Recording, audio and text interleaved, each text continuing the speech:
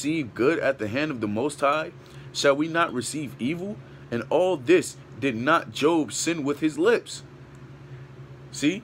Now basically Job, that tells you that the second breaking point that he had, he still didn't sin, man. He still didn't go against Yahweh Shemal Shah because he had faith in him, you know? Even though it doesn't say Job had faith and he did so and so and so and so, we know that only a man of faith could perform these things, could still remain with your integrity, man. So the Most High is going to bring you to those breaking points in order for you to build that spiritual callus, for you to make it through the things that he's going to put you through that's far worse, you know? Because then we're going to see what Eliphaz, the Temanite, basically told Job later on, you know? And Job, and the third chapter is basically Job mourning. And this is what in chapter 4, Eliphaz, the Temanite, is going to basically speak.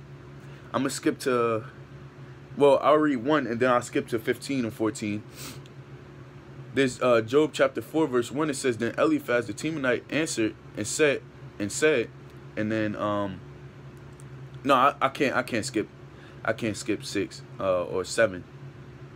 Okay, it says Job chapter 4 verse 5. It says, but now it is come upon thee, and thou faintest. It toucheth thee, and thou art troubled. Is not this the fear, the confidence, is not this thy fear, thy confidence, thy hope, and thy uprightness of thy ways? Remember, I pray thee, whoever perished being innocent, or where were the righteous cut off, even as I have seen they that plow iniquity, a sow wickedness reap the same. So basically he's saying, he was telling Job, like, you didn't plow iniquity, or you didn't sow wickedness, so you're not receiving this punishment because of you know, wickedness. You're receiving this punishment because the Lord is trying you. That's why he told him, whoever perished being innocent, you know, like the Most High called him a perfect and upright man. So basically saying, you know, Job he had the faith of the Most High, of course, first, and second, he followed the law, statutes, and commandments, you know. So basically Job was just telling, not Job, Eliphaz was telling him that, you know, you're going through this because the Lord is trying you. Okay, and then verse 15 is when Eliphaz saw a spirit. All right, verse 13, it says, in thoughts from the vision, no. Verse 12, it says, now a thing was secretly brought to me, and mine ears receiveth a little thereof. In thoughts from the vision of the night, when deep sleep falleth upon men, fear cometh upon me, and trembling, which made all my bones to shake. Then a spirit passed before my face, and the hairs of my flesh stood up. And it stood still, but I could not discern the form thereof. An image was before mine eyes. There was silence, and I heard a voice saying, Shall mortal men be more just than the Most High? Shall a man be more pure than his maker? Okay, Salah.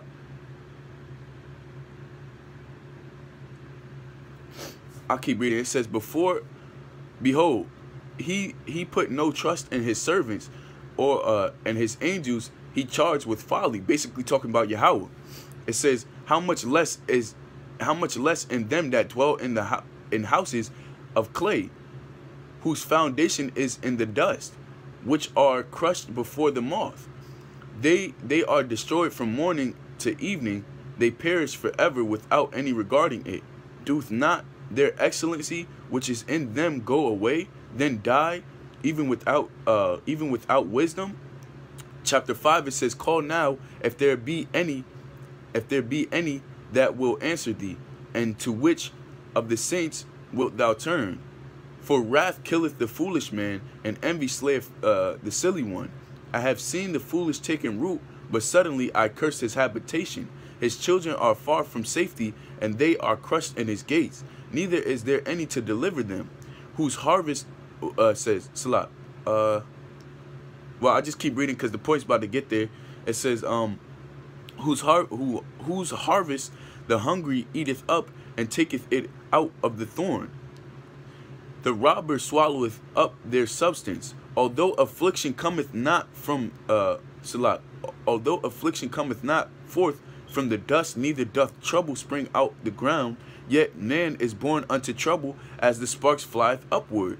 I would seek unto God, and unto God will I commit my cause, which doeth great things and unsearchable marvelous things without number, who giveth rain upon the earth and sendeth waters upon the field, to set up on high those that be low, and that which mourn may be exalted unto safety. Right. So basically, this is the spirit basically talking to Eliphaz to basically relay a message to Job. You know, and Salat. Okay, yeah. I'm gonna just keep reading because the point is at 17, but I'm gonna just keep reading. It says, and that's essentially what it is too. At verse 11, it says to set up on high those that be low, and we're made low every day, man. We're made low, but when we're weak, what is the scripture saying? 2 Corinthians the 13th chapter verse 8. It says when we're weak, he's strong, meaning we give him the praise, meaning Yahweh Shemiah Shai is our stronghold, and and David said that in Psalms the 18th chapter, you know. So basically, the Lord is going to set us up on high, but we have to be low first, and that's the thing too. That's another tactic of Yahweh Shemiah Shai that is beautiful, man, because Jake is the most, how do I put it, unappreciative nation this world has had to offer, man. If you hand Jake $1 million, he's not gonna appreciate it. He's gonna blow it on stupid shit. He's gonna spend it any type of fucking way he wants. But if Jake had to work and grind for that money, then Jake's gonna be more smarter about it, you know, for those who have wisdom, you know. But you can't just give Jake anything, yo, because they're not gonna appreciate it. And so is like the kingdom of heaven. The Most High, we have to earn that. That is something that's seriously earned, you know. The Most High is not going to just give us that, because that is something that's really of substance, more than the substance that we could ever have on this earth. So we have to actually earn that, and that's why the Lord is putting us through this trial and putting us through this fire, so that when we get, or putting us through this hell, so when we get to heaven, we appreciate it more. You know, that's why we had to go through the captivity. That's why the Most High made us subject to vanity. You know, the creature is subject to vanity. Let's say if in Romans the 8th chapter verse 20, you know, all these things happen so we could appreciate the gift that the Lord's going to give us in the end. And it's all a part of that bigger picture. Now that's the thing. When you're thinking on the low scale and you're thinking so minute, you won't understand what Yahweh Shemiah Shai is trying to do. You know, and what he's trying to do is make you a warrior. That's all what it's about, man. Because we have a bigger trial coming to us, and that's essentially what the story of Job is here for. To let us, to basically admonish us that, you know, if Job went through it, let's be like unto Job. You know, because he had that perfect and upright spirit in him, or that faith. You know, which is the key element of getting the kingdom of heaven. Because that faith is going to help you get through all the trials and tribulations that Yahweh Shemiah Shai is going to throw at you, you know? So, back to the point. Because, and you know what? It says, I'm gonna just skip to the point. Verse 16, it says, so the poor hath hope. Verse 15, it says, but he saveth the poor from the sword. And who's the poor, man? The poor is us. The poor is the men, exactly, the men that have no substance, yo. And we don't have substance on this earth. Nothing here is ours. Our car can get repossessed at any time. We can get kicked out of this house at any time. You know, they could come and take anything from us, because this ain't our world. And we're the poor of this earth, man. You know, logic could show you that. But a lot of men don't have logic. But verse 15, it says, but he saveth the poor from the sword, from their mouth, and from the hand of the mighty. So the poor, see, look, this is the point. So the poor hath hope, and iniquity stoppeth her mouth. So basically, the Most High But you know, he's with the affliction that he gives us. That's why it's beautiful to read 1 Corinthians, I believe it's the 10th chapter, verse 13.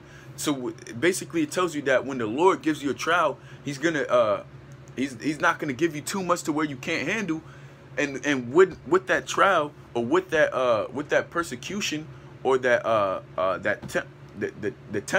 temptation, he's gonna make a way for you to bear it, you know. And the same goes for Job. Job was only given to what he was accounted for. He was a perfect and upright man, meaning he had that faith. So to much given is much required, bro. Job had to lose everything, literally, because his faith was able to handle that. And it's the same on this aspect too. The Most High gives you enough to where you can handle. And if you think you can't handle it, you're gonna bug out. But the Most High, he's faithful, he's long suffering, he's merciful, he's pitiful. Meaning he cares, bro. You know, especially if you're doing his work. Especially if you really, you know, seeking the Lord, which is seeking the Lord is doing his work. So verse 16, it says, so the poor hath hope, and iniquity stoppeth her mouth.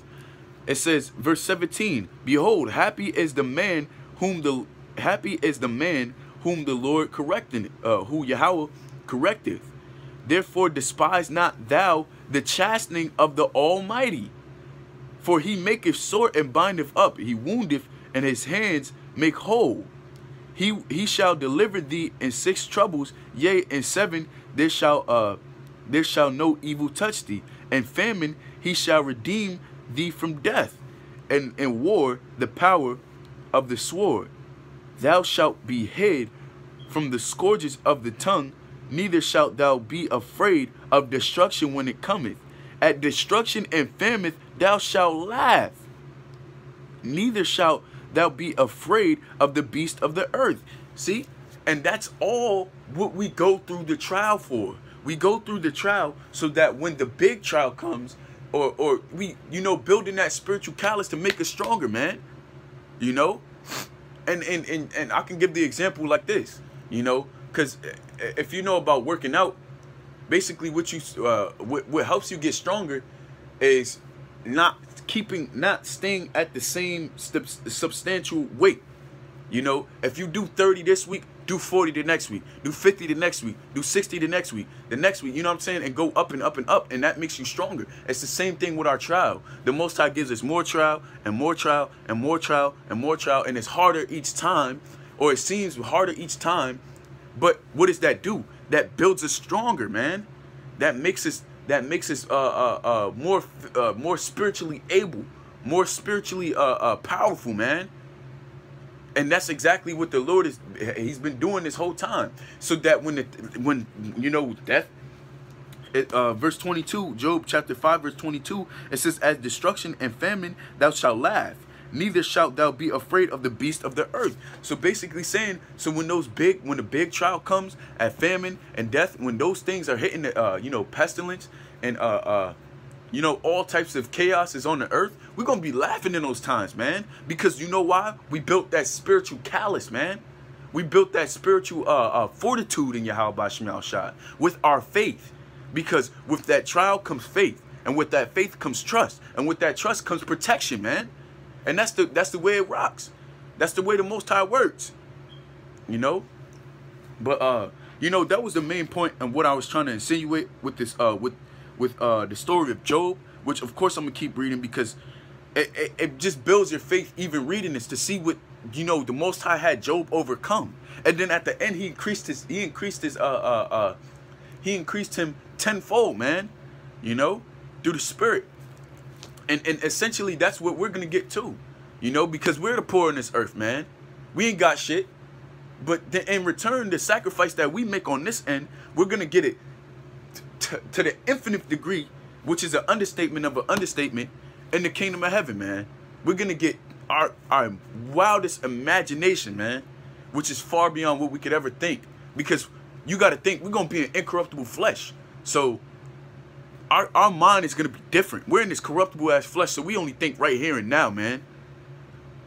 But when we get that incorruptible flesh, we're gonna see far beyond what we could ever think, man. Far beyond what this flesh could ever comprehend. And you know, But the matter